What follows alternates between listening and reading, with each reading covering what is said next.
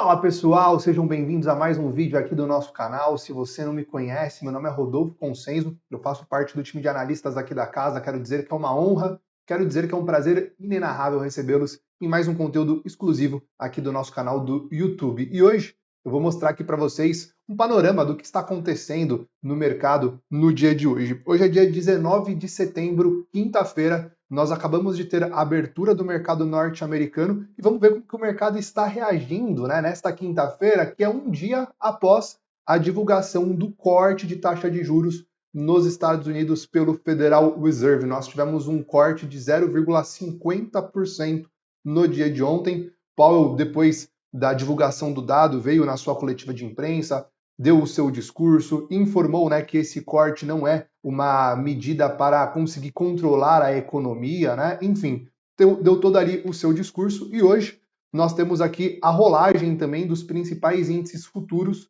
do mercado norte-americano pela plataforma da Xstation. Inclusive, senhoras e senhores, a plataforma Xstation ela está disponível para vocês estarem abrindo uma conta demonstração de forma 100% gratuita, ok? Todos os links vão estar aí na descrição do vídeo.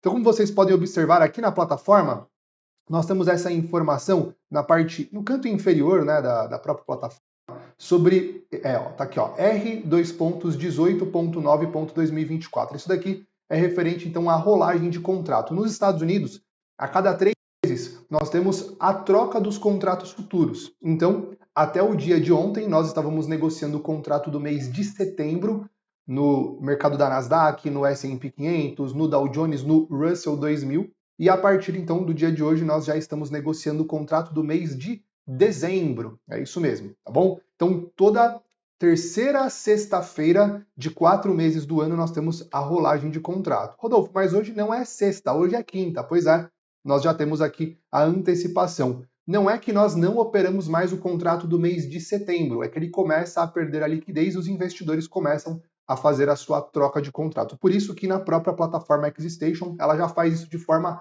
automática para vocês, ok? Rodolfo, na minha plataforma não está aparecendo aqui a rolagem, né, o rollover do contrato. Como que eu faço?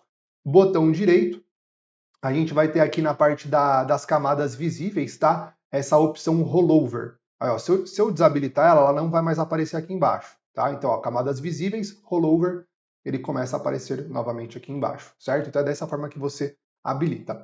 Bom, basicamente, senhoras e senhores, nós podemos observar uma forte movimentação de alta para o trio norte-americano. O Dow Jones está subindo 1,86, Nasdaq está subindo 3,20, o S&P está subindo 2,40 aproximadamente, justamente por conta dessa condição da rolagem, tá? Nós tivemos o fechamento, aqui nós estamos com o US30 aberto, que é o Dow Jones, aqui foi o fechamento dele no pregão de ontem. Nós tivemos a abertura nessa região de preço e o mercado continua sendo tomado. Então, vamos chamar assim, esta movimentação de alta, este gap que nós estamos observando, é justamente por conta da rolagem. E nós temos também os ativos da Europa, que vai acontecer a rolagem no dia de hoje, aqui na plataforma da Xstation. Eurostock 50, mercado da DAX, né, que é o mercado ali da Alemanha, o K100, que é o Reino Unido, FRA 40, que é o mercado da França, então todos com rolagem programada para o dia 19, que é hoje mesmo, certo?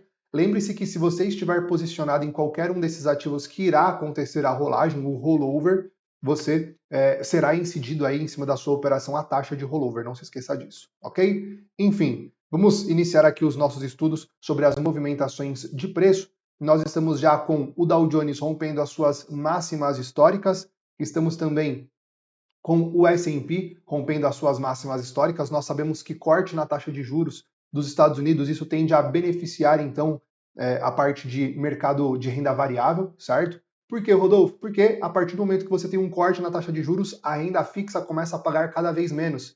E o investidor ele precisa se expor um pouco mais ao mercado para buscar ali as suas operações. Neste momento, nós estamos com o trio norte-americano, vamos dizer assim, vai a Nasdaq, o S&P e o Dow Jones muito próximo às máximas históricas. Então, nós não temos nenhuma região de resistência para esses níveis de preço onde o mercado está trabalhando. Já a Nasdaq não. A Nasdaq ela vem ainda para testar as suas regiões da máxima histórica. A Nasdaq trabalha ali próximo aos 20 mil pontos, né? Sendo que sua máxima histórica está nos 20.900, região dos 20.900 pontos. Para os três ativos, a gente está olhando aqui o gráfico de 4 horas, nós podemos observar que eles estão trabalhando basicamente em um canal de alta, ou seja, tendência majoritária de preços em movimentação de alta. Aqui não tem muito o que ficar confabulando com vocês. Vamos dar uma olhadinha na Nasdaq, trazendo aqui uma visão mais intraday, né? Vamos colocar aqui no gráfico de 5 minutos, melhor dizendo. Olha, o gráfico de 5 minutos, a gente percebe então a forte movimentação de alta também para o mercado. A Nasdaq vai começar a trabalhar um pouquinho mais pesada a partir do momento que o mercado perder a região dos 19.930, que é uma região de resistência anterior, certo? Aí aqui a gente pode ver a Nasdaq trabalhando ainda um pouco mais pesada, mas neste exato momento, Nasdaq testando ainda o rompimento das máximas do dia. O mercado quer continuar subindo, o mercado quer mais, tá? Algo interessante também aqui para o mercado europeu é o Eurostock 50. Aqui na plataforma da Xstation a gente encontra ele com o código EU50. Ele está trabalhando basicamente em uma zona, em uma região de lateralização, né? Nós podemos observar aqui as regiões de topo que o mercado vem trabalhando, junto com suas regiões de fundo, respectivamente. Ele tem dificuldade para fazer o rompimento de ambas as pontas, de ambas as regiões. E geralmente, galera, quando nós temos estratégias aqui mais voltadas para a parte de trading, com o mercado trabalhando lateralizado, geralmente compradores abrem posições nas regiões de fundo, vendedores abrem posições nas regiões de topo, certo? Aí o que eu aconselho vocês? Se for estar utilizando aí gráficos maiores, né, por exemplo, gráficos diários, gráficos de 4 horas, é melhor mesmo, é mais inteligente trabalhar nas pontas, vendendo a região de topo, comprando a região de fundo. E aí no meio do caminho nós temos as opções de gráficos intraday. Aí eu já aconselho vocês não estarem utilizando o Eurostock 50. Aqui seria mais interessante o mercado da DAX, DE40. O mercado da DAX, como eu comentei com vocês anteriormente, é o mercado da Alemanha, tá? Uma dos principais carros-chefes que nós temos no mercado europeu. Ele também está trabalhando próximo às suas máximas históricas na região de resistência. Quando a gente olha para o gráfico de preços, né, da DAX, a gente percebe que o mercado está deixando topos cada vez mais altos, certo?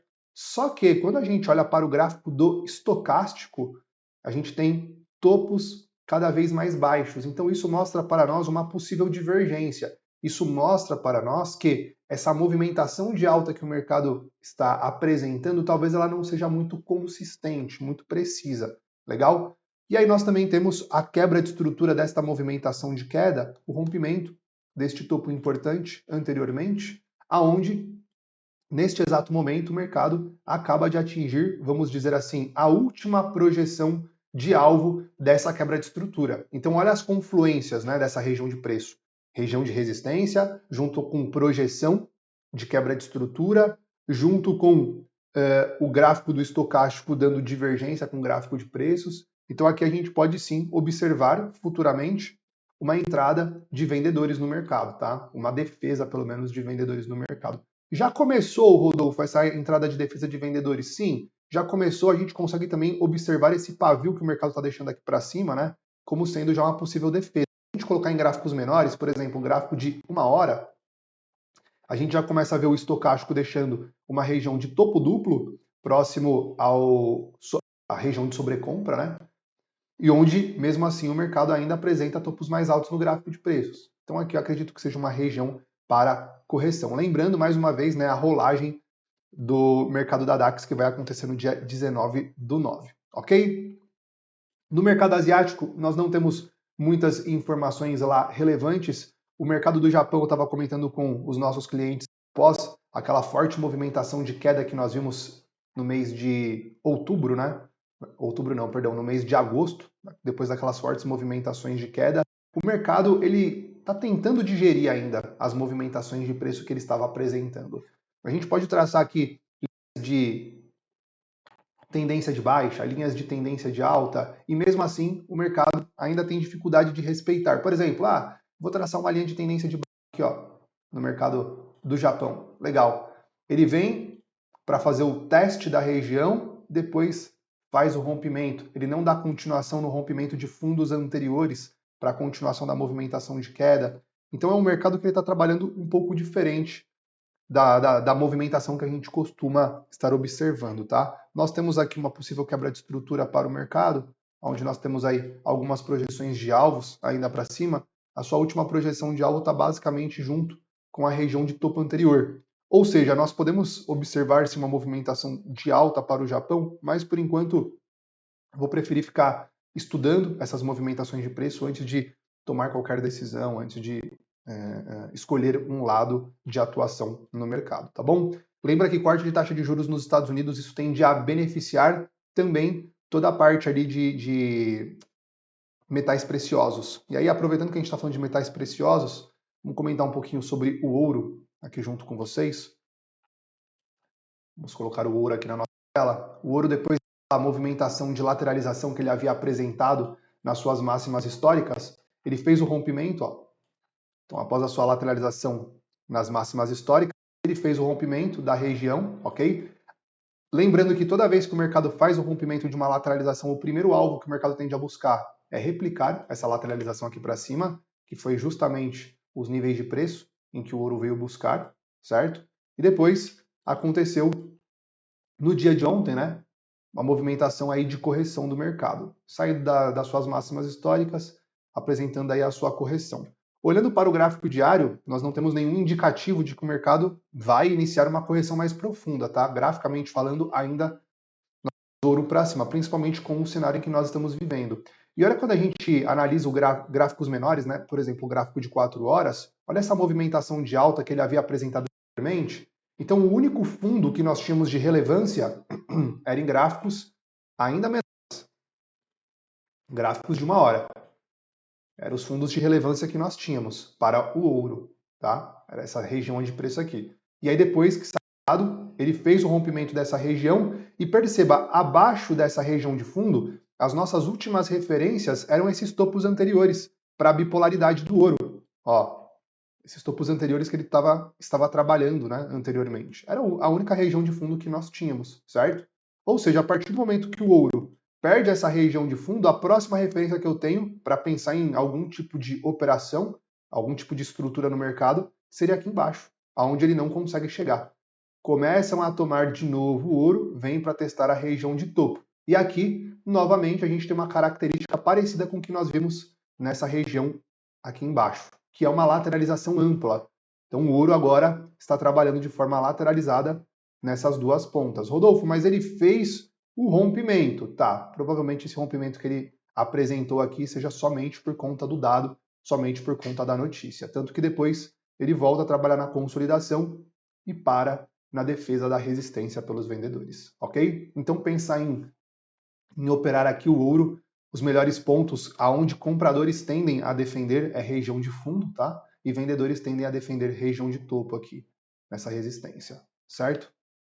Basicamente, os principais metais preciosos que a gente teria aqui seria o ouro mesmo para estar comentando com vocês. Aí o petróleo depois daquela forte movimentação de queda que ele apresentou, se a gente colocar aqui no gráfico de 4 horas, talvez fique mais fácil de estar observando. Tá? Ele apresenta uma movimentação que nós chamamos de... Esse daqui é o petróleo Brent. Aqui na plataforma Station, o código dele é Oil, somente Oil. Tá?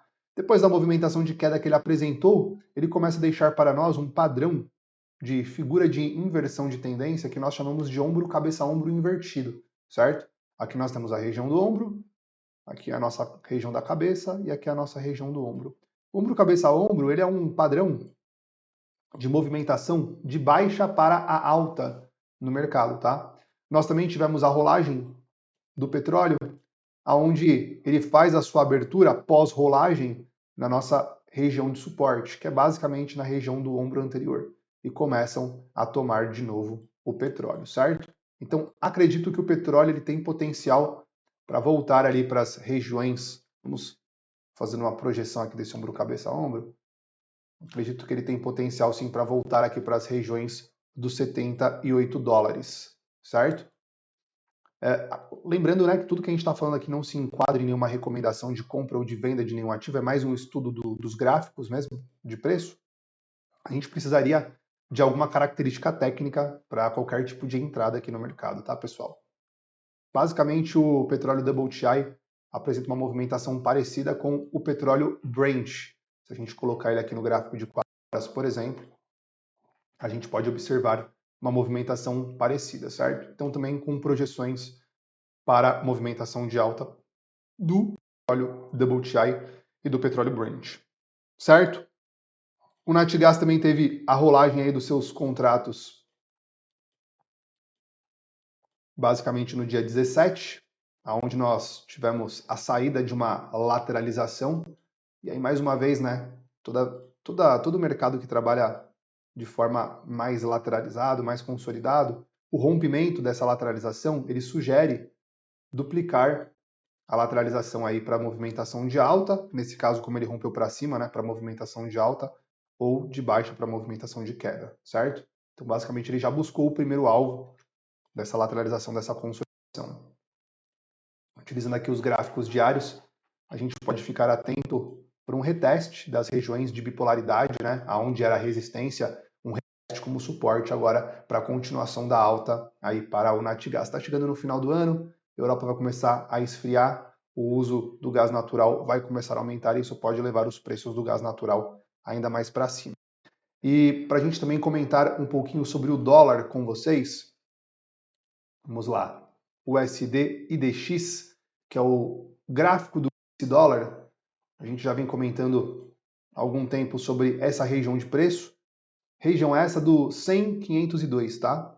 Olha, se a gente pensar em posições de asset allocation, quando nós temos um corte de taxa de juros nos Estados Unidos, isso tende a depreciar a moeda dólar, certo? Frente às outras moedas, né, que ela está pareada. Nesse caso, não é o que está acontecendo. O dólar está segurando bastante nessa região aqui de suporte dos 100,502, tá? Nós podemos observar aqui uma busca por liquidez anteriormente até a região do 99,250 aproximadamente. O mercado já testou essa região por 2 vezes e agora, depois da rolagem que aconteceu no dia 12, nós ainda tivemos o mercado segurando nessa região de preço. Ainda acontece defesas de compradores de dólar nessa região de preço, certo? Isso acaba dificultando, obviamente, né, dos outros pares performarem frente ao dólar. Então, a princípio, o dólar está numa baita região de suporte, uma região muito forte de suporte, está entrando defesa de compradores. Enquanto o dólar não perde essa região de preço, a gente pode observar aí que o euro ele vai ter um pouco mais de dificuldade de conseguir apresentar movimentação de alta. Tanto que, tentou a primeira vez, não conseguiu. Tentou a segunda vez, não conseguiu. Terceira, não conseguiu. Ontem tentou de novo, não conseguiu. Hoje tentou de novo, nova defesa no euro. Então, temos dificuldade, sim, de colocar preço ainda mais para cima nos ativos atrelados ao dólar. E se a gente também observar, olha o gráfico de preços do euro-dólar. Topos mais altos no gráfico de preços e no gráfico do estocástico a gente vê topos mais baixos. Também temos uma divergência aí no gráfico de 4 horas, né, do euro junto com a libra, tá? Do euro junto com o dólar, perdão. A libra, a mesma coisa. Libra deixando topos mais altos no gráfico de preços, topos mais baixos no gráfico do estocástico, outra região de divergência. Então o dólar forçando as regiões de preço, mas ainda assim com dificuldades de perder. Para quem for estar analisando, operando o mercado de pares de moeda, principalmente os ativos atrelados ao dólar, presta atenção nessa região aí. Presta atenção em toda essa zona, toda essa faixa de preço do índice dólar, tá? Porque é uma faixa de interesse por compradores, ok? Senhoras e senhores, espero que vocês tenham gostado aqui do nosso racional. Se ficou alguma dúvida, vocês podem deixar nos comentários, que a gente vai trazendo os conteúdos novos para vocês. Um forte abraço, nos vemos no próximo vídeo. Valeu!